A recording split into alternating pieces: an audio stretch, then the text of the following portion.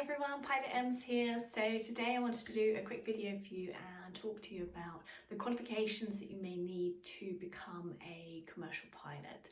So I get a lot of messages from people asking me what qualifications it is that they require to get their commercial pilot's license and eventually get their first job with an airline. So I wanted to do a quick video just to take you through some of your options, and nothing is set in stone with what I'm saying here. So I just want to let you know that there are of course other options out there, and I'll try and guide you as best I can. So I think the absolute minimum requirement that you are required to have is, I'm going to be talking about English qualifications because that's what I know, but obviously there will be equivalent for European and American qualifications and other qualifications out there. So definitely look up the equivalent compared to the English. So what we're required in England would be an absolute minimum of 5 GCSEs, grades A to C, I believe, and it's best to have things like maths, science, maybe even geography and other subjects like that as your core subjects for those 5 GCSEs. I know in the UK nowadays, I think kids are doing between like 10 to 12 GCSEs at a time, I believe. So hopefully if you can get at least grades A to C in the 5 core subjects, that would be ideal for becoming a commercial pilot. That would be great.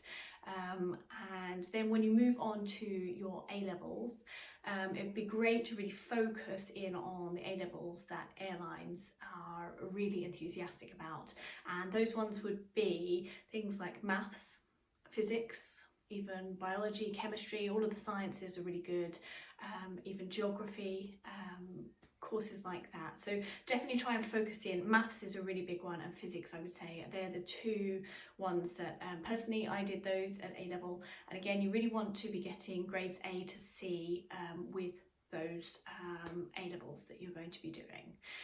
I know that going to university isn't something that you have to do to become a commercial pilot. It's not something that I know UK companies don't necessarily look at. I think possibly over in America, the Far East and Asia, they do look for degrees.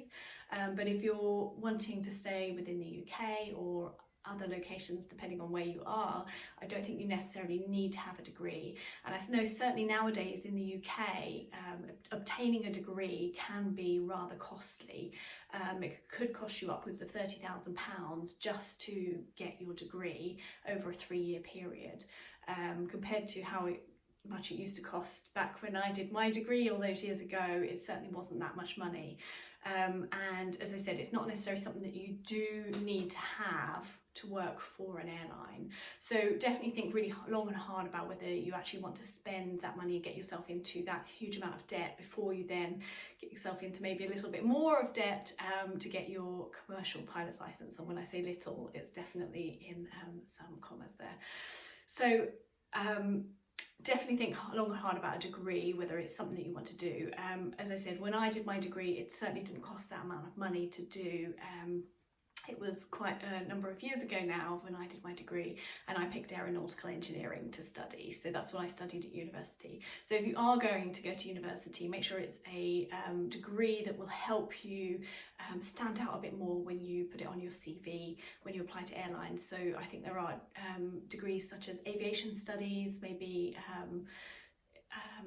airline studies, basically looking into different airlines, and yeah, aeronautical engineering is certainly one of those options that you could look at to do for your degree, to put on your CV to make you stand out above the rest if going down that route is something you want to look into.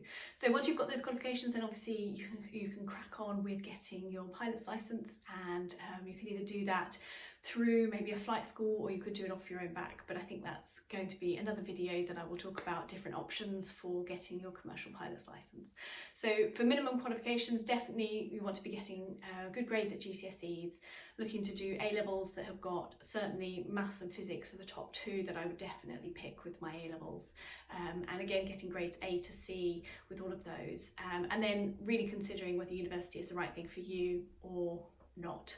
So again, that's an optional one for you, depending on who you want to work for as an airline, and whether it's something that you really want to fork out the cost for.